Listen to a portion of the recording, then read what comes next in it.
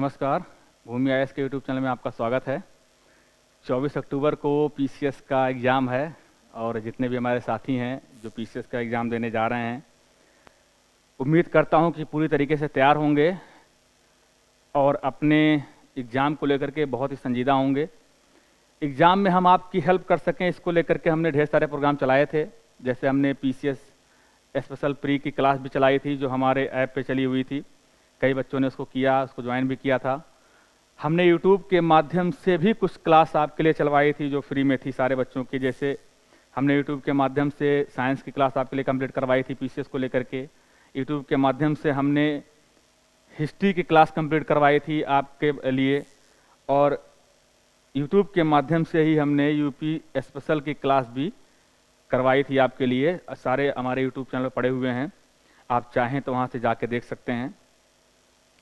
इन सारे क्लासों को चलाने का जो उद्देश्य था वही था कि हम मैक्सिमम कैसे आपकी हेल्प कर सकें, उसको ध्यान में रखते हुए सारा चीज़ हमने यहाँ डिज़ाइन किया हुआ था।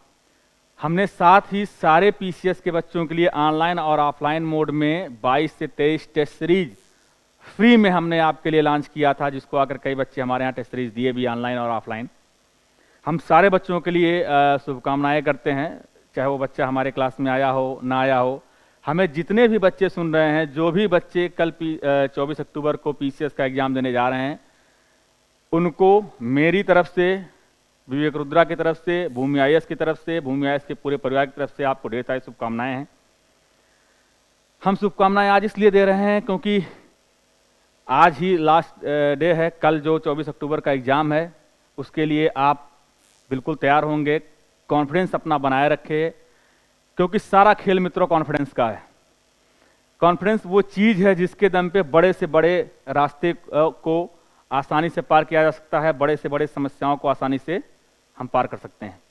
आज हम आपके सामने लाइव आए हैं वो इस बात को लेकर के कि हम कुछ छोटी छोटी, जैसे आप शक्तिमान देखते थे ना, उसमें लास्ट में आता था कि छोटी छोटी मगर मोटी बातें, तो कुछ छोटी छोटी और मोटी बातें हैं जिसकी चर्चा हम बहुत पहले भी कर चुके हैं। पीसीएस की क्लास के समय कई बार हम आपसे चर्चा कर चुके हैं, लेकिन माना जाता है और अक्सर होता भी यह है कि अंतिम समय पे कई डिसीजन ऐसे होते हैं, कई ऐसे निर्णय होते हैं, कई ऐसे डायरेक्शन होते हैं जो कहीं ना कहीं इतनी तेज़ी से क्लिक करते हैं कि आगे के जो आपके रिजल्ट हैं, जो आपकी परीक्षाएं हैं, वो अच्छी हो जाती हैं। तो आज के इस समय में हम आपसे जो बात करने वाले हैं वो यूपी पीसीएस प्री जो 24 अक्टूबर के लिए है, उसको लेकर के कुछ छोटी छोटी मगर मोटी बातें करेंगे। आप उसको ध्यान से सुनिए, और कहीं कोई दिक्कत हो तो आप नीचे दिए गए नंबर पे हमसे कॉल कर सकते हैं या सेंटर आकर के हमसे मिल भी सकते हैं। तो हम अपनी बात स्टार्ट करते हैं। चलिए अपनी बात की तरफ हम आगे बढ़ते हैं। एग्ज़ाम पीसीएस का बहुत टफ नहीं है, बस ये है कि आपको कुछ ध्यान रखनी पड़ेंगी, ठीक है। जैसे पहला ध्यान ये रखना पड़ेगा, एग्ज़ाम किसका है? यूपी पीसीएस प्री का एग्ज़ाम है। कितने क्वेश्चन होंगे सुभांशु? हाँ, कितने क्वेश्चन होंगे? टोटल क्वेश्चन कितने हैं? कितने हैं? कितने होते हैं? 150। 150 किस में होंगे? जीएस में, ठीक। और सीसेट में 100, ठीक है। आप बिल्कुल तैयार होंगे, एग्ज़ाम परसों है तो क्लियर होगा। माइनस मार्किंग कितना है? कितना है? 1/3। 1/3 का मतलब क्या हुआ? 1/3 का मतलब हुआ, हाँ, या तो आप ये कह सकते हैं 0.33 नंबर क्या हो जाएगा, डायरेक्ट हो जाएगा, ये गलत पे, ठीक है ना। या आप ये कह सकते हैं कि 3 अगर आपके क्वेश्चन गलत होते हैं, 3 क्वेश्चन अगर रॉन्ग होते हैं तो एक जो सही क्वेश्चन है ना वो माइनस हो जाएगा। क्लियर है ना? 3 अगर आपके गलत होते हैं तो एक सही क्वेश्चन आपका चला गया। क्लियर है ये बात? और 150 का है तो आप ये मान के चलिए कि कितने मार्क्स का होता है? 200। 200 को 150 से डिवाइड करेंगे तो कितना आएगा? 1.33 करीब आएगा ना। ये आपके क्वेश्चन के नंबर हैं पीसीएस में, ठीक। और जो मेरिट गई है पिछले सालों में वो 95 से लेकर के 106 तक रही है। क्वेश्चन क्या? हाँ, 95 से 106 तक रही है, ठीक है, इतने नंबर रहे हैं, मतलब 133 135 क्वेश्चन मार्क्स आपको लाने पड़ेंगे। जनरल की मेरिट ये है। 106-7 का मतलब ये है कि आपको टारगेट ही लेके चलना है कितने का, कि आपको जो सही सही हैं वो 110 से 120 के बीच में आपको सही सही वाले क्वेश्चन अटेम्प्ट करने हैं। तुक्का नहीं लगाना इसके बीच में, जिसको शब्द तुक्का बोलते हैं ना, वो इस्तेमाल नहीं करेंगे। आपको क्वेश्चन कैसे हिट करना वो भी हम बता रहे हैं। आपको टारगेट लेके चलना है कि जैसे ही आपका 90-95 के ऊपर जा रहा तो आप सेफ जोन में आना स्टार्ट कर रहे हैं। गेम उसके बाद 1-2 क्वेश्चन का भले आप खेल सकते हैं। क्लियर है? जब आप पेपर देखते हैं तो पेपर आपका बहुत बेसिक चीज़ें हैं जो बच्चा एग्जाम में जाके गड़बड़ करता है। इधर इंग्लिश लिखा होगा, इधर हिंदी लिखा होगा, ठीक है। या पेपर का फॉर्मेट ये भी होता है कि पेपर आप पलटो के 2 पेज में तो इधर पूरा इंग्लिश का होता है, इधर पूरा हिंदी का होता है। तो कई बार ऐसा होता है कि हम हड़बड़ाहट में करते ये हैं कि हमें ये करना होता कि हम 150 में कितना क्वेश्चन कर पा रहे हैं, ये हम ध्यान में रखते हैं। हम ये ध्यान में रखना भूल जाते हैं कि हम कितना सही कर पा रहे हैं। तो उस मैक्सिमम क्वेश्चन करने के कारण हम क्या करते हैं कि कई बार इंग्लिश हिंदी में कुछ ऐसा डिफरेंस आ जाता है कि हम उसको महसूस नहीं कर पाते और क्वेश्चन को बिना समझे टिक कर देते हैं। तो पहली आपको जो सतर्कता बरतनी है वो इस बात की रखनी है कि क्वेश्चन को आप बहुत आराम से पढ़िए। जितना समय आप क्वेश्चन को पढ़ने में देंगे आराम से, उतना जल्दी आपका आंसर आपके पास आएगा। और जब क्वेश्चन को पढ़िए तो कई बार ऐसा होता है क्वेश्चन पढ़ते ही ऑप्शन आपको दिख जाता है कि ये ऑप्शन सही होगा, लेकिन हो सकता है कि उस क्वेश्चन की डिमांड कुछ और हो और जो ऑप्शन आप सोच रहे हैं वो ना सही होकर के उसके नीचे वाला सही हो या ऊपर वाला सही हो। तो इसका ये तरीका है कि आप क्वेश्चन को सबसे पहले बहुत अच्छे तरीके से पढ़िए, फिर चारों ऑप्शन को पढ़िए। जब आप एकदम श्योर हो जाइए कि इस क्वेश्चन जो मैं समझ पा रहा हूं उस समझने के हिसाब से ये आंसर हमारा सटीक बैठ रहा है, तब उसको आप टिक करिए, ठीक। और कभी भी जो आप सर्किल करते हैं, ओएमआर शीट भरते हैं, ओएमआर शीट तुरंत नहीं भरना चाहिए कि एक गोला किया फिर भरा, नहीं, एक एवरेज आप बांट लीजिए कि हम 25 का सेट बनाएंगे। हम 25 क्वेश्चन जैसे कर लेंगे, जैसे हम 25 क्वेश्चन कर लेंगे तुरंत हम क्या करेंगे, ओएमआर भर लेंगे, फिर अगला 25 हम करेंगे, फिर अगला 25 हम करेंगे। ऐसे कर करके आपने पूरा कंप्लीट कर लिया। ऐसा करके आप जब एक सेट कंप्लीट कर लीजिए, हम बताएंगे क्या करना है। तो पहले आपको यह है कि आप इंग्लिश हिंदी में जरूर क्वेश्चन को पढ़िए। कहीं भी आपको हल्का सा भी डाउट अगर लगता है हिंदी में तो आप तुरंत इंग्लिश पे देख लीजिए। और अगर आप इंग्लिश के स्टूडेंट हैं और कहीं आपको हल्का सा डाउट लगता है कि यार इसका मीनिंग हम समझ नहीं पा रहे हैं, कहीं ऐसा तो नहीं जो हम समझ रहे हैं वो उसके हिसाब से आंसर नहीं मिल रहा, तो आप उसको इंग्लिश में भी हिंदी में एक बार जाके पढ़ लीजिए। तो पहला आपको जो सतर्कता बरतनी है वो भाषा की, कि भाषा को लेकर के आप दोष नहीं देंगे आयोग को। ये आपकी प्रॉब्लम है कि अगर आपको भाषा नहीं समझ में आ रही है तो दोनों भाषाओं में आप देख करके आंसर अपना टिक करिए, ठीक है ना। पहला ये ध्यान रखेंगे, ठीक। क्वेश्चन की गंभीरता को समझते हुए, अच्छे से पढ़ते हुए, भाषा को आप आधार बनाएंगे। अगर आपकी अपनी जो भाषा है, आप हिंदी मीडियम के हैं, उसमें अगर आप कोई क्वेश्चन समझ में आ जाता है तो टिक करिए, नहीं समझ में आता है तो आप इंग्लिश की सहायता ले सकते हैं। इतनी टफ इंग्लिश नहीं लिखी जाती कि आपको ना आए। तो पहला तो ये है। दूसरा ये है कि 150 क्वेश्चन की श्रृंखला है आपके पास। मैं जीएस का ही बताऊंगा क्योंकि सीसेट क्वालिफाइंग है तो वो आप कर लेंगे, ठीक है। 150 क्वेश्चन की श्रृंखला है। कई बार स्टूडेंट ये करता है कि पहले क्वेश्चन से लेकर के अंतिम क्वेश्चन तक को टिक करता पढ़ता चला जाता है। जब आप 150 क्वेश्चन एक साथ पढ़ रहे होते हैं तो कई बार आपका दिमाग स्टैंड बाई मोड में चला जाता है, अच्छे से क्वेश्चन को टैकल नहीं कर पाते हैं और बोर हो जाते हैं। और 70-75 क्वेश्चन के जाने के बाद आप क्वेश्चन को रफली पढ़ना स्टार्ट कर देते हैं, क्योंकि आप ये देख रहे होते हैं कि हमने 70 क्वेश्चन कर दिया, 1 घंटा बीत गया, हमने गोला नहीं बनाया है। तो उस समय आपका प्रेशर धीरे धीरे बढ़ना स्टार्ट हो जाता है, और जब प्रेशर बढ़ना स्टार्ट हो जाता है तो फिर आपके आगे क्वेश्चन के गलत होने की संभावनाएं बढ़ जाती हैं। तो पहले क्वेश्चन से लेकर के अंतिम क्वेश्चन तक करने की प्रक्रिया यह है कि आप ये कर सकते हैं कि शुरुआत के 5 मिनट में आप क्वेश्चन पूरा पढ़ के एक बार देख लीजिए, ये अलग बात है। लेकिन जब भी आप टिक करने की प्रक्रिया में आए तो जैसे 150 क्वेश्चन का है तो आप 30-30 क्वेश्चन के 5 सेट बना सकते हैं, ठीक है। आप 30 क्वेश्चन के 5 सेट बनाइए, 30 क्वेश्चन के 5 सेट, 30 क्वेश्चन के 5 सेट बनाइए और इस 5 सेट को आप करिए। ठीक, इस 5 सेट को आप करिए। जब एक राउंड, पहले सेट बना लीजिए, अभी हम बताएंगे कितने राउंड में पेपर आपको करना चाहिए। आपने 30 क्वेश्चन का एक सेट बना लिया तो आप क्लियर हैं कि यार हमने 30 सेट को 30 क्वेश्चन को 5 सेट में बांटा है। जैसे ही आपका पहला 30 क्वेश्चन हो जाए आप ओएमआर शीट भर लीजिए। ठीक है ना, ओएमआर शीट भर लीजिए। ठीक, फिर अगला 30 करना स्टार्ट करिए, फिर अगला 30 करना स्टार्ट करिए। तो आपको देखेंगे आप बहुत आपके क्वेश्चन के सही होने की श्रृंखला बढ़ जाएगी, एक्यूरेसी बढ़ जाएगी और आप जो है नंबर ऑफ क्वेश्चंस कर पाएंगे और आपके पास समय भी बच जाएगा, प्रेशर आपके दिमाग पे नहीं आएगा। समझ रहे ना। तो पहला ये है कि आपको सेट बनाने हैं 30 के, मतलब मैं 30 अपना एवरेज बोल रहा हूँ, आप 20 के बना सकते हैं, 25 के बना सकते हैं अपने हिसाब से कि आपके ग्रैपिंग पावर कितनी तगड़ी है। ठीक, आप इतना सेट बना के क्वेश्चन कर लीजिए।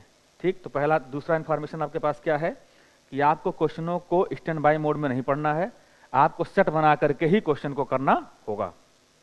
ठीक, तीसरा बात क्या है,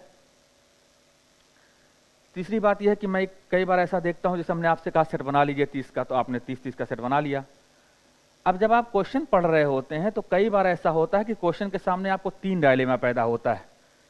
पहला यह है कि वो क्वेश्चन, कुछ क्वेश्चन ऐसे होंगे जिनका आंसर आपको 100% आ रहा होगा। कितना आ रहा होगा? जिसके आप 100% आंसर जान रहे होंगे।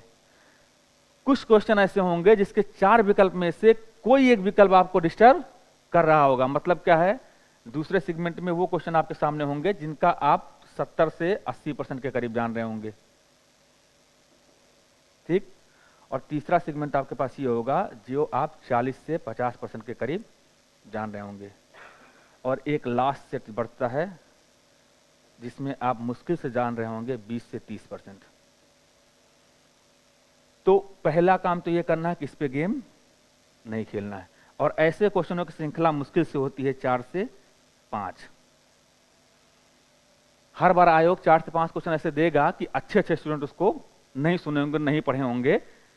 और स्टूडेंट क्या करता है कि वो देखता है, अरे 150 में से मैंने 90 ही किया है, ला इसको भी कर लेते हैं।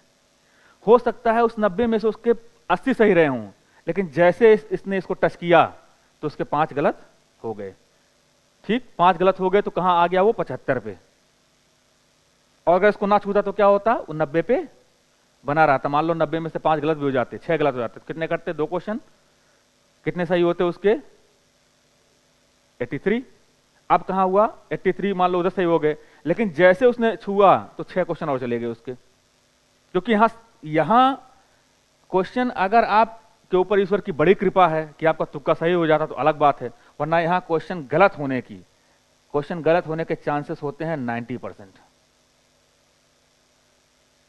क्वेश्चन गलत होने के चांसेस कितने होते हैं? 90%। तो अगर 6 क्वेश्चन यहां चले गए तो 2 क्वेश्चन आपके यहां से डायरेक्ट हो गए। अब आप कहां आ गए? 81 पे। और हो सकता है कि मेरिट कितनी गई हो? 83, और आप आ गए 81। तो आपको पूरे साल ये खलेगा कि इसको हम छुए ना होते। तो ऐसे क्वेश्चनों को आपको टेकल नहीं करना है। और ये हर सेट में, जैसे पहला 30 सेट आप लेंगे तो उसमें एक क्वेश्चन आपको मिल जाएगा कि जिस पे आपका दिमाग चल ही नहीं रहा है, तो उस पर दिमाग लगाना भी नहीं है, उसको छोड़ना ही बेहतर विकल्प है। 4-5 क्वेश्चन आपको छोड़ना ही है, उसमें कोई इशू नहीं है। अब जैसे ये है, इस क्वेश्चन का आंसर आप आराम से दीजिए। ठीक, जैसे आप पढ़े तुरंत इस क्वेश्चन का आंसर दे दीजिए, कोई दिक्कत डाउट नहीं है। ठीक, इस टाइप के क्वेश्चन का आंसर देने के लिए आप एलिमिनेशन मेथड का इस्तेमाल करिए। और एलिमिनेशन मेथड अगर किसी आप में से किसी ने यूट्यूब पे जाकर के यूपी पीसीएस स्पेशल की जो क्लास हमने चलाई देखा होगा, तो हमने उसमें एलिमिनेशन मेथड आपको सिखाया है। एलिमिनेशन मेथड आपको सिखाया है, आप वहां से कर सकते हैं। इस क्वेश्चन में आपको लगाना है क्या? Elimination method. इसमें भी एलिमिनेशन मेथड लगाना है। लेकिन ये क्वेश्चन, इन दोनों क्वेश्चन में फर्क क्या है? हमने क्यों कहा आपको 70 से 80% आ रहे होंगे? क्योंकि यहां जो 4 ऑप्शन दिए गए हैं ए बी सी डी, इसमें से कोई एक ऑप्शन होगा जो आपको नहीं आ रहा होगा और वही ऑप्शन गलत होगा। तो अगर आप क्वेश्चन को अच्छे से पढ़ेंगे और थोड़ा सा गंभीरता से सोचेंगे तो वो एलिमिनेशन मेथड लगाएंगे तो वो गलत वाला आंसर आपको दिखना स्टार्ट हो जाएगा, और जैसे उसको आप पकड़ेंगे बाकी ऑप्शन आपको सही दिखने लग जाएंगे। इसीलिए मैं ऐसे क्वेश्चन को कहता हूं कि वो क्वेश्चन है जहां एक ऑप्शन गलत होगा और थोड़ा सा पहले तो आपको नहीं दिखेगा, लेकिन थोड़ा सा दिमाग लगाने पे आपको दिख जाएगा, और जैसे ही दिखेगा तो इसका क्वेश्चन आप टैकल कर सकते हैं। ठीक है ना? तो ये क्वेश्चन आपको ऐसे करने हैं। अब आता है तीसरा क्वेश्चन, तीसरे टाइप का क्वेश्चन। तीसरे टाइप का क्वेश्चन वो है जहां आपने कहा कि थर्ड टाइप का क्वेश्चन वो है जिसमें हमारी श्योरिटी 40 से 50% है। इस क्वेश्चन को कैसे टैकल करें? तो इस क्वेश्चन को टैकल करने के लिए आपके पास 3 तरीका है। पहला तो एलिमिनेशन मेथड है। आप पहले क्वेश्चन को अच्छे से पढ़िए, एलिमिनेशन मेथड लगाइए। अच्छा, ये टफ क्यों हम कह रहे हैं? क्योंकि इसमें से ए बी सी डी, पिछले वाले में आपको एक ऑप्शन डिस्टर्ब कर रहा था, इसमें आपको 2 ऑप्शन डिस्टर्ब करेंगे। आपने एलिमिनेशन लगा भी लिया, मान लो आपने कहा कि एग्जांपल लो, ऐसे दिया हुआ है कि कोई 1 2 3 4, 1 2 4 3, 1 3 4 2, 1 4 3 2। आपने कहा कि यार ए का 1 बी का 2, तो देखो दोनों मिल गए। एलिमिनेशन मेथड यहाँ काम नहीं कर रहा है। अब एलिमिनेशन थर्ड चढ़ जाएगा, अब उसमें से चेक करना पड़ेगा कि अच्छा यहाँ ये 3 नहीं हो सकता, तो ये कट गया, आंसर हमारा मिल गया। ठीक है ना? तो ऐसे क्वेश्चन करने के लिए पहला तो आप इसको क्वेश्चन को कई बार आपको पढ़ना पड़ेगा। इस क्वेश्चन को आप कई बार पढ़िए, रिपीट करिए इस क्वेश्चन को अपने आप से, और रिपीट करते समय सोचिए कि कह क्या रहा है क्वेश्चन को, अपने में समझिए। और यहाँ क्वेश्चन करने के लिए जो यहाँ क्वेश्चन दिया गया है, इस क्वेश्चन को और जो इसके ऑप्शन दिए गए हैं, ऑप्शन को मिलाइए और इसको तोड़िए। मैं बोलता हूँ ना शब्दों को तोड़ना, इसको तोड़िए कि क्वेश्चन की डिमांड क्या है। और तीसरा ये है कि इस क्वेश्चन को, तो दूसरा क्या हो गया, पहला एलिमिनेशन। दूसरा ये है कि आपको क्वेश्चन और आंसर को अटैच करके कॉन्सेप्ट बिल्डअप करना कि क्वेश्चन के हिसाब से अगर हम ऑप्शन पढ़ रहे हैं तो सही हो रहा है या नहीं। और तीसरा ये है कि इस क्वेश्चन का आंसर कहीं ना कहीं पहले दूसरे टाइप के क्वेश्चन के आंसरों में, क्वेश्चन के ऑप्शन में मिल जाते हैं। तो इस क्वेश्चन का आंसर देने के लिए आप पहले दोनों जो क्वेश्चन है ना, जो 100% वाले और 70% वाले, उनको अगर एक बार रिवाइज करेंगे तो इसका आंसर आपको कहीं ना कहीं दिखना स्टार्ट हो, 1-2 क्वेश्चन का आंसर आपको दिख जाएगा। ठीक? तो पहला ये है एलिमिनेशन, दूसरा आपको क्वेश्चन आंसर को मिलाइए, और तीसरा ये है कि पेपर का एनालिसिस कर लीजिए। पेपर का एनालिसिस आप करेंगे तो इन क्वेश्चनों के कहीं ना कहीं 1-2 ऑप्शन ऊपर नीचे आपको दिख जाएंगे। ठीक है ना? और आप इसके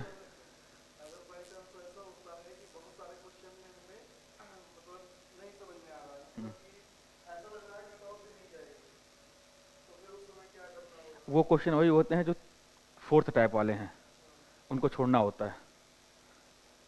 4th टाइप क्वेश्चन वो है जहां आपको एक ही ऑप्शन आ रहा होगा। यहाँ है जो आपके 1-2 ऑप्शन नहीं आ रहे हैं, वहां सिर्फ एक ही ऑप्शन आ रहा होगा, या ऐसा टफ होगा या सुने ही नहीं होंगे। तो ऐसे पे गेम नहीं खेलना है आपको। ठीक है ना? ऐसे बिल्कुल गेम नहीं खेलना है। ठीक है ना? तो ये हो गया कि आप सोल्यूशन कैसे ढूंढेंगे, टाइप ऑफ सोल्यूशन क्या हो सकते हैं। ठीक? तो 3 सोल्यूशन आपको करने हैं। एक तो भाषा पे आपको पकड़ बनानी है, भाषा के हिसाब से आपको क्वेश्चन को पढ़ना है दोनों तरफ से। दूसरा हमने क्या बताया, सेट बनाइए। और तीसरा हमने क्या बताया, तीसरा बताया कि टाइप ऑफ क्वेश्चन को वेरिएट करिए। और 4th टाइप का जो क्वेश्चन है उसको आपको छूना नहीं है।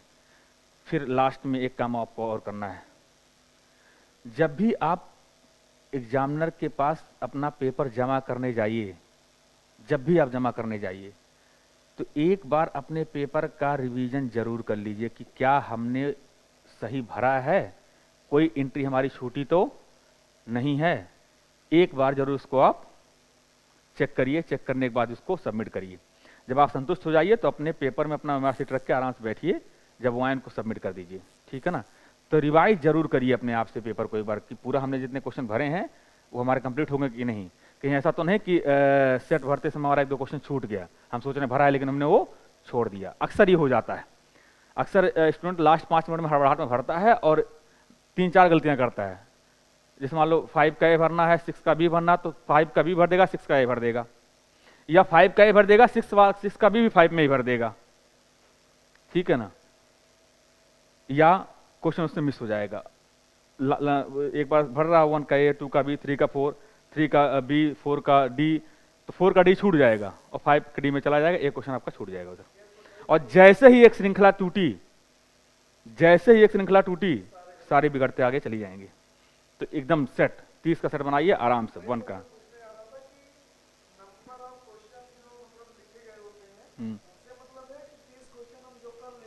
नहीं, आप जो क्वेश्चन 30 कर ले जा रहे हैं उससे सेट बनाइए। मतलब नंबर ऑफ क्वेश्चन के हिसाब से आप करना है। पहले 30 क्वेश्चन, 1 से 30 पहले, हाँ वो पहले, फिर 31 से, फिर 31 से 60 पहले, उसके बाद फिर 61 से वो आगे, ऐसे सेट पे आगे आप बढ़ते चले जाइए। समझ गए ना? अब देखो टाइप ऑफ क्वेश्चन इस समय यूपीएससी में पूछे कैसे जा रहे हैं। पीसीएस में जो क्वेश्चन का नेचर हो क्या हो गया ये देख लीजिए आप। हम लोग कई बार चर्चा कर चुके हैं लेकिन हम फिर से बता देते हैं। जैसे पहला तो ये है कि जो ट्रेडिशनली आ रहा है, ठीक, जो ट्रेडिशनली आ रहा है वो आते ही हैं जो सब्जेक्ट से आपके आते हैं, ठीक है ना। दूसरा टाइप का क्वेश्चन होता है जो फैक्ट आते हैं, जिसमें फैक्ट मतलब इसमें डेट आ गई कोई, ठीक है, कोई डाटा आ गए, कोई इंडेक्स आ गया, कोई रिपोर्ट आ गई। ये वो क्वेश्चन हैं जो टाइप 3 में आते हैं कि या तो आपको इनका आंसर पता होगा या तो पता नहीं होगा। तो डाटा वाले क्वेश्चन पे या फैक्ट वाले क्वेश्चन पे गेम नहीं खेला जाता है। डाटा या फैक्ट वाले क्वेश्चन पे आप जब श्योर हो तब करें, नहीं श्योर हो तो छोड़ दें, क्योंकि ना तो इसमें एलिमिनेशन लगेगा और ना कोई कॉन्सेप्ट लगेगा। इंडिया की रैंकिंग कितनी है तो पता नहीं पता तो कोई बात उसमें नहीं है। इस पे गेम नहीं खेलना कि नहीं लाओ मार देते हैं 100 नंबर पे, नहीं, ठीक है, ये आपको नहीं करने हैं। दूसरा जो क्वेश्चन आता है ए एंड आर वाला आता है ना, असर्शन और रिएक्शंस वाले, इन क्वेश्चन को बहुत ही गंभीरता से करने की जरूरत है, क्योंकि ये क्वेश्चन कॉन्सेप्ट की डिमांड करता है। किसकी डिमांड करता है? कॉन्सेप्ट की। इन क्वेश्चन की डिमांड क्या है? ये क्वेश्चन ये आपसे पूछ रहा है कि जो हमने बात ए में कही है वो बात ए इस आर में प्रूफ हो रहा है। तो यहां हम दावा ठोकते हैं, यहां करते हैं दावा ठोकते हैं, मतलब यहां हम फैक्ट देते हैं और इस दावे का हम प्रूफ कहां देते हैं? यहां। इस दावे का प्रूफ कहां देते हैं? यहां। और क्वेश्चन आपसे पूछा जाएगा ए और आर दोनों सही हैं, आर ए की व्याख्या करता है। स्टूडेंट क्या कहता है? इस मामले में हमने कहा कि आर्टिकल 52 के तहत प्रेसिडेंट का अपॉइंटमेंट संविधान में कहा गया है, और हमने दूसरा कहा कि प्रेसिडेंट के अपॉइंट होने की जो उम्र है वो 35 साल है। तो पहला हमने क्या कहा? अब सोचो यहाँ कॉन्सेप्ट, पहला अपॉइंटमेंट की बात कर रहा है, दूसरा उसकी योग्यता की बात कर रहा है, तो दोनों सही हैं, लेकिन दूसरा उसको एक्सप्लेन नहीं कर रहा है, उसको एक्सप्लेन नहीं कर रहा है। लेकिन स्टूडेंट क्या सोचेगा कि हाँ यार अपॉइंटमेंट तो होगा, अपॉइंटमेंट तभी होगा जो 35 साल का होगा, तो एक्सप्लेन तो कर ही रहा है। नहीं, एक्सप्लेन तब होता जब ये कहते हैं हम कि आर्टिकल 52 में भारतीय राष्ट्रपति के अपॉइंटमेंट की बात की गई है और भारतीय राष्ट्रपति का अपॉइंट में ये दल शामिल होते हैं, तब वो सही हो जाता। तो आपको इस क्वेश्चन को करते समय ये देखना है कि मैं इसको एक्शन रिएक्शन बोलता हूं, अलग टीचरों से थोड़ा अलग बात करता हूं कि एक्शन रिएक्शन, कि जो एक्शन हो रहा है, जो एक्शन हो रहा है उसकी थीम क्या है और जो रिएक्शन हो रहा है उसकी थीम क्या है। अगर दोनों की थीम आपके लिए सेम है तो वो एक्सप्लेन कर रहा है, अगर दोनों की थीम सेम नहीं है तो एक्सप्लेन नहीं कर रहा है। जैसे प्रेसिडेंट के केस में बोला तो पहले एक्शन हमारा क्या है? उसके अपॉइंटमेंट की थीम है, और रिएक्शन हमारा क्या है? उसके एलिजिबिलिटी की है। तो दोनों थीम डिफरेंस हो गई, तो दोनों थीम जो डिफरेंट है तो एक्सप्लेनेशन तो हो ही नहीं सकती। सही दोनों हैं लेकिन एक्सप्लेनेशन नहीं, तो इसका ऑप्शन हो जाएगा कि ए और आर दोनों सही हैं लेकिन आर ए की व्याख्या नहीं करता है। और इन क्वेश्चनों की संख्या अब खासकर पीसीएस में बढ़ गई है, जो चीज आपको एंट्री करनी पड़ती है। अच्छा, एक गलती और स्टूडेंट क्या करता है, जब आपको एमआर सीट मिलता है तो उसमें एक कॉलम खाली होता है जहां लिखा होता है कि प्रश्न पत्र संख्या डालिए। जैसे ही पेपर मिलता है बच्चा पेपर पलट के करना स्टार्ट कर देता और वो चीज मिस कर देता है वो, और उसका इफेक्ट सेकंड पेपर में पता चलता है कि अगर उसको दिमाग में याद आ गया कि अरे हमने ये भरा ही नहीं है, तो सेकंड पेपर आपका चला जाता है। तो एंट्री अच्छे से भरिए, 5 से 10 मिनट लगता है, उसमें कोई नुकसान आपका होने वाला नहीं है। ठीक, तो उस पेपर कोड को भी आप अच्छे तरीके से, मतलब पहले एंट्री वाला काम फिल कर लीजिए कि अब हमें अगर एग्जामिनर आता है उसके सामने रख दीजिए, आप क्वेश्चन करते जाइए, वो चेक करेगा, चेक करते समय अगर उसको सारी एंट्री सही मिली तो आपको परेशान नहीं करेगा, चला जाएगा। अगर कोई गलत मिली तो फिर आपसे भरवाएगा, तो और आप किसी क्वेश्चन पर कंसंट्रेट है उतने वो आपका कंसंट्रेशन बिगड़ जाएगा। ठीक है ना, तो इतना काम हो गया पेपर मिलने तक की प्रक्रिया।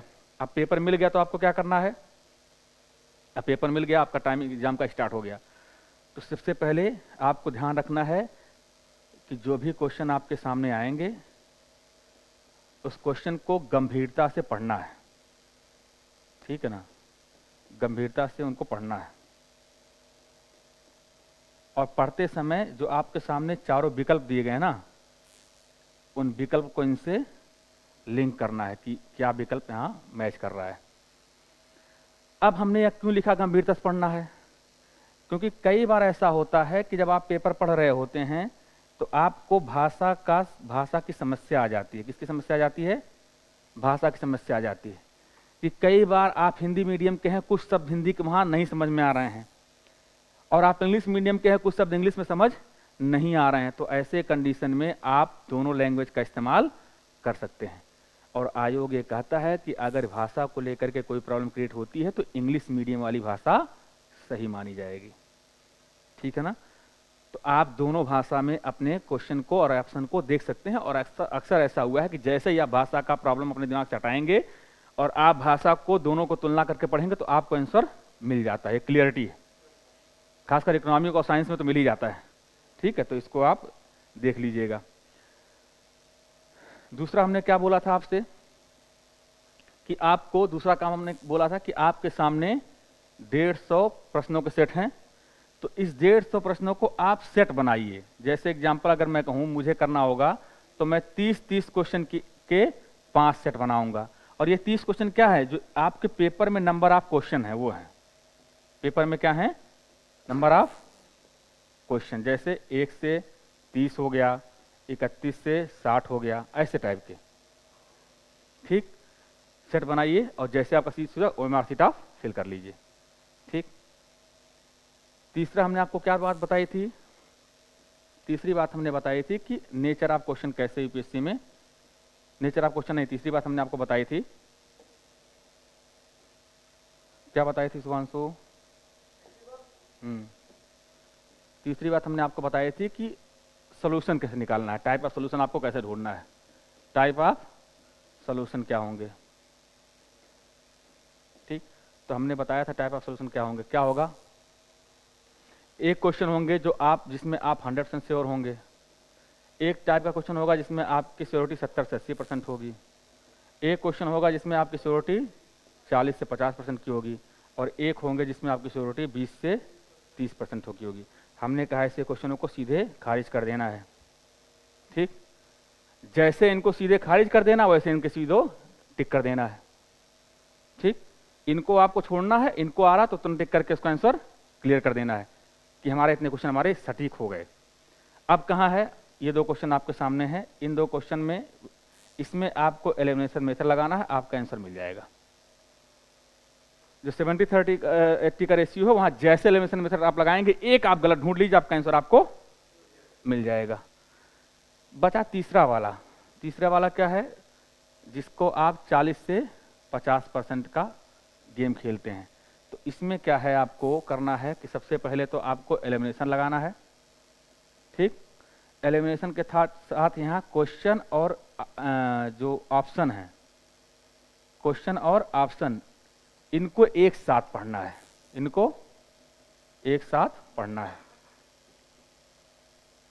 इनको एक साथ पढ़ना है।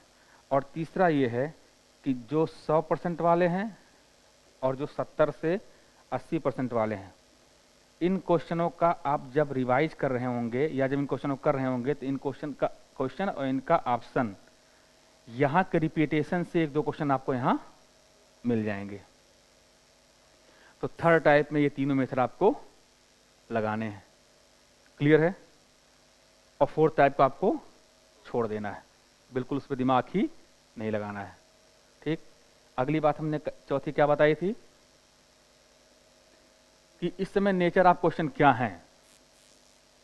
नेचर ऑफ क्वेश्चन तो आपने कहा था पहला है जो ट्रेडिशनली आ रहे हैं, ट्रेडिशनली आ रहे हैं कि जो आपको सब्जेक्ट वाइज ट्रेडिशनली आ जाते हैं फैक्ट या कॉन्सेप्ट बेस पे, वो हैं। तो इसको आप पढ़ भी रहे हैं और प्रीवियस ईयर क्वेश्चन पेपर देखे भी होंगे, वहाँ से ये क्वेश्चन हो जाते हैं, ये बहुत आसान से होते हैं। दूसरा है जो फैक्ट बेसिस पे आते हैं, जिसमें डेट होते हैं कुछ, जिसमें कुछ डाटाज होते हैं, जिसमें कुछ इंडेक्स होते हैं, जिसमें कुछ रिपोर्ट्स होते हैं। ये वो क्वेश्चन है जो तीसरे और चौथे टाइप में आते हैं। इन क्वेश्चनों को या तो आपको पता होगा या तो आपको पता नहीं होगा। पता है तो गेम खेलिए, नहीं पता तो छोड़ दीजिए, क्योंकि इसमें ना तो एलिमिनेशन लगता है ना तो कॉन्सेप्ट लगता है। तो या तो पता होंगे या तो नहीं पता होंगे। तो तीसरे चौथे टाइप का क्वेश्चन ये होंगे, आपको इनको देखना है कि भाई हमें करना है कि नहीं करना है। क्लियर है? तीसरा टाइप का क्वेश्चन क्या है जो हमने बोला था, मैं अक्सर एक्शन रिएक्शन की बात करता हूं। इन क्वेश्चन को करने के लिए आपको केवल एक ही चीज ध्यान रखना है, कॉन्सेप्ट आपको लगाना है। कॉन्सेप्ट के अलावा यहां कोई विकल्प लगने वाला नहीं है, एलिमिनेशन नहीं लगता है। और कॉन्सेप्ट लगा करके आपको क्या पकड़ना है कि इस क्वेश्चन की थीम क्या है। अगर इस क्वेश्चन में एक्शन और रिएक्शन दोनों की थीम सेम है तो इसका आंसर होगा कि ए और आर दोनों सही हैं, आर ए की व्याख्या करता है। और अगर इन क्वेश्चन की दोनों क्वेश्चन की थीम जो है वो डिफरेंट है तो इसका आंसर होगा कि ए और आर सही हैं लेकिन आर ए की व्याख्या नहीं करता है। बाकी अगर गलत होगा तो फिर तो वही विकल्प होगा, ए सही आर गलत, आर सही है ए गलत। लेकिन पहले जो दोनों विकल्प होते हैं कि व्याख्या कर रहा है या नहीं कर रहा है, ये डिपेंड इस बात पे करता है कि आपने जो कॉन्सेप्ट लगाया उस कॉन्सेप्ट से आपने पकड़ा थीम को, और थीम अगर सेम डायरेक्शन में है तो व्याख्या करता है, थीम सेम डायरेक्शन नहीं है तो व्याख्या नहीं करता है। क्लियर है इतनी बात? और चौथे टाइप का क्वेश्चन हमने क्या बताया था? चौथे टाइप का क्वेश्चन है match the following. Match the following, इसमें हमने आपको दो टाइप बताए हैं। एक जो खुद मैच करके दिया जाता है और पूछा जाता है कि कौन सा मैच सही है कौन सा मैच गलत है। दूसरा ये है कि आपसे मैच करवाए जाएंगे, ठीक है ना, आपको मैच करवाए जाएंगे और पूछा जाएगा सही मैच क्या हो बताइए। इन क्वेश्चनों को करने का तरीका है एलिमिनेशन लगाइए, और ये क्वेश्चन एलिमिनेशन मेथड से बहुत आराम से हो जाते हैं, ठीक है ना। ये बात आप ध्यान रखिए। तो ये nature of question, type of solution, entry क्या भरनी है, क्या डॉक्यूमेंट आपको वहाँ लेके जाना है ताकि आपको मेंटली प्रेशर ना लेना पड़े। और लास्ट बात ये है कि OMR सीट आप सही से भरिए, सही से भरिए, ठीक है ना। और जमा करने से पहले, सबमिट करने से पहले उसको चेक जरूर करिए। सबमिट करने से पहले चेक जरूर करिए। और पीछे जो आपके वो लगी हुई है, क्या बोलते हैं उसको, कार्बन कॉपी, उसको अपने पास लेके आइए, क्योंकि वही आपकी एक प्रूफ है कि आपने एग्जाम दिया है, आपके कितने क्वेश्चन सही हो रहे हैं कितने गलत हो रहे हैं, ठीक है। और अभी तक पढ़ाई किए होंगे तो आपके पास कुछ ऐसा होगा नोट्स या कुछ ऐसी चीज़ें होंगी जिनको आपने सोचा होगा कि हम लास्ट में रिवाइज करेंगे। आपने पढ़ा है वो रिवाइज करिए, जो आपने शॉर्ट नोट्स अपने पास बनाए हैं उसको रिवाइज कर लीजिए। प्रीवियस ईयर क्वेश्चन पेपर आप देखते ही आ रहे होंगे, तो आप अगर कुछ और करना बेहतर चाहते हैं तो अभी जो फिलहाल में IAS का पेपर हुआ है उसके सोल्यूशन आप देख सकते हैं, क्योंकि वहाँ क्वेश्चन रिपीट होने की संभावनाएं होती हैं। 2011 से 2020 तक का पेपर रिवाइज कर सकते हैं, प्रीवियस ईयर क्वेश्चन पेपर। इसके अलावा कुछ भी मत नया पढ़िए, क्योंकि जो पढ़ना था आपने पढ़ लिया, आप तैयार हैं, आप जाके एग्जाम दीजिए। और एग्जाम सेंटर पे आप कोशिश ये करिए कि 1 घंटा पहले जरूर पहुंचिए, ठीक है ना। 1 घंटा पहले पहुंचिए रिलैक्स होकर अपने पूरे डॉक्यूमेंट के साथ। और सारा खेल कॉन्फिडेंस का है, आप तैयार होकर जाइए, क्योंकि जो स्थिति आपकी उससे बेहतर किसी और की नहीं हो सकती। वही लॉकडाउन आप भी झेले हैं, वही लॉकडाउन और कोई भी झेला है, ठीक है। वही पढ़ाई उसने भी किया, वही पढ़ाई आपने भी किया है। कितना भी कोई कितने सालों से पढ़ रहा हो, लेकिन ये आयोग ऐसा है पीसीएस आईएएस का एग्जाम ऐसा है कि बड़े बड़े योद्धा भी अगर अंतिम समय के 10-15 दिन में चूक जाएं तो उनका सिलेक्शन नहीं होता है।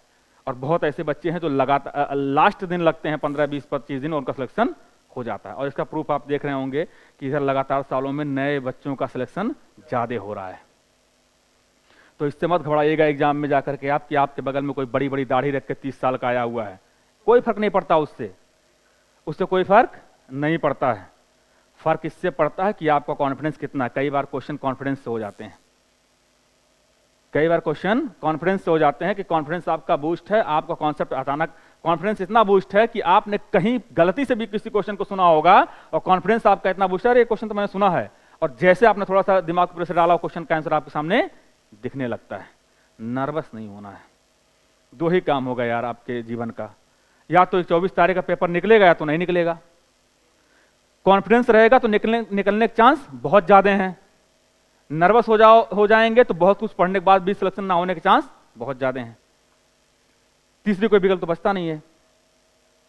तो जब तीसरा विकल्प हमारे पास है नहीं, और ऐसा नहीं है कि हमारे नर्वस होने से आयोग कह देगा ये बच्चा नर्वस हो रहा है, इसको घर पे दे दो, मार्कशीट भर के ले आए, ऐसा तो है नहीं। ऐसा है? ऐसा नहीं है। तो ऐसा नहीं है तो आप नर्वस होइए, आप कॉन्फिडेंस रखिए, वो आपके हाथ में है। आयोग आपको सारे बच्चों के समान ट्रीट करेगा। 2 घंटा आपके पास है, 2 घंटा बगल वाले बच्चे के पास है, कॉन्फिडेंस बूस्ट है, वो 10 क्वेश्चन भी आपसे अगर लीड ले गया तो आप उसका सिलेक्शन हो गया। तो ये दिमाग मत लाइए कि आपने क्या पढ़ा। अब वो दोस्त सोचने का समय नहीं है। अब सोचने का समय ये है कि अभी से लेकर कल तक हमको 2 चीज करने हैं। जो हमारा शार्ट नोट्स है उसको देख लेना है, और प्रीवियस क्वेश्चन पेपर एक बार और पढ़ लेना है, क्योंकि क्वेश्चन वहां से मिलने की संभावनाएं बहुत ज्यादा रहती हैं। ठीक? और अपने कॉन्फिडेंस को बूस्ट रखना कि यार ठीक है, मैं पढ़ा हूं, पेपर में अच्छे से करूंगा, होगा सिलेक्शन। होना ना होना तो कल पेपर के 24 अक्टूबर के पेपर देने के बाद पता चलेगा ना, अभी तो होना ही है ना। और कहते हैं ना, हिम्मते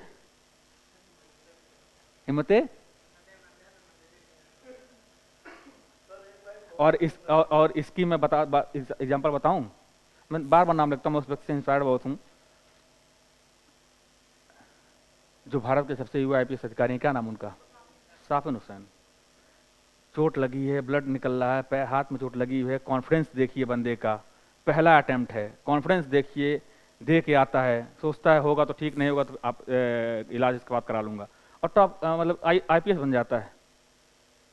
फर्स्ट अटेम्प्ट आईपीएस, सबसे युवा आईपीएस भारत का। ठीक, तो सारा खेल किसका है? कॉन्फिडेंस का है। ठीक है, तो आप अच्छे से पढ़े हैं, आप तैयार हैं, आप एग्जाम देने जाइए और दे करके मस्त होकर आपका सिलेक्शन होगा, कोई डाउट नहीं है। आगे कई एग्जाम आपके अभी आरओ के भी एग्जाम है। अगर यहाँ कॉन्फिडेंस आपने डाउन कर लिया तो मैं दावा करता हूँ कि आरओ का एग्जाम आपसे हिलने वाला नहीं है। कुछ नहीं सोचना है, जो भी एग्जाम में बैठने जा रहा है कल 5 से 6 लाख बच्चा 24 अक्टूबर को, उसकी सबकी स्थिति वही है। आपकी स्थिति तो तब भी ठीक है उन बच्चों की जिनके लास्ट अटेम्प्ट रहे होंगे और पिछले 2 साल से लॉकडाउन झेल रहे हैं और कहीं ना कहीं धरने बैठे हैं किसी काम को लेकर के गवर्नमेंट के। उनका क्या हालात है? उनकी तो स्थिति और बुरी है। आप बेहतर हैं, आप बेहतर करेंगे, आप बिल्कुल रिलैक्स रहिए, अच्छे से एग्जाम दीजिए। एग्जाम देके हम मंडे से को आपसे मिलेंगे। मंडे से फिर आपकी रेगुलर क्लास जो चल रही है 3 से 5 इकोनॉमी की, वो चलेगी। ठीक, मंडे से हम मिलेंगे। मंडे को हम प्लान करेंगे मेंस के लिए। बिना सोचे हम मेंस की तैयारी में लग जाएंगे, क्योंकि मेंस की तैयारी में लगना भी हमारे लिए अगले जो एग्जाम उनके लिए फ़ायदेमंद होगा। ठीक है, तो आप जाइए, सारा डॉक्यूमेंट लेके जाइए, अच्छे से एग्जाम दीजिए। हमारी शुभकामनाएं आपके साथ हैं, बाकी ऊपर वाला आपके साथ है। हम दोनों की चीज़ें आपके साथ तभी हैं जब आपका खुद का कॉन्फिडेंस आपके साथ है। ठीक है, चलिए, धन्यवाद।